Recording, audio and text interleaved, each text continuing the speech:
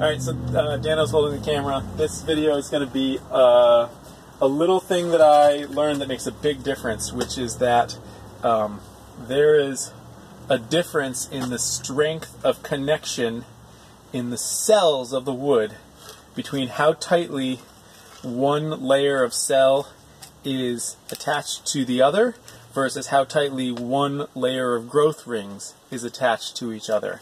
So here's the growth rings on this piece of wood, like this, and what you can see is that when wood air dries, it checks like this, right? These are the check marks that you're seeing. What that's telling you is that within a growth ring is made out of little cells attached one to the other.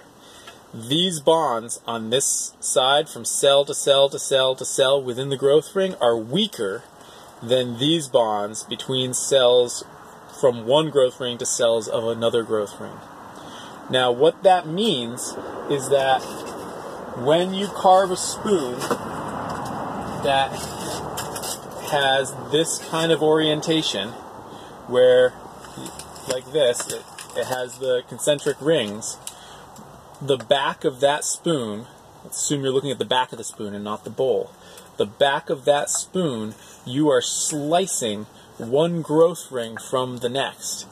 And that's a lot harder than on the back of a spoon that's radially split, where this is straight lines here, and with here, you're slicing, this spoon is oriented like this within the log, so here you're slicing one set of cells within a ring from the other set of cells within a ring when you make those cuts. Now that lines up with the way the wood naturally wants to split.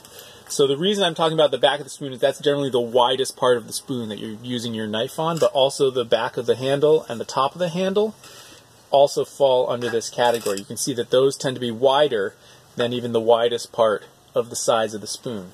So the bottom line is, when you orient a spoon like this, where it has the concentric rings, doesn't matter whether the concentric rings are off to the side or dead center, that is a lot tougher to carve, both in the bowl and on the back of the spoon, and to some extent on the handles, than a spoon that is radially split. And that has to do with what's happening at a cellular level of how those cells are bonded to one another. And that tough bond still exists on a radially split spoon. It just exists on the sides of the radially split spoon. And since those are relatively narrow, it's relatively easier for your knife to make those cuts than when you're in a spoon that is tangentially oriented and has the rings in the bowl. So that's something to think about, because it's going to make your life a lot harder, and it will also dull your knives faster. That's it.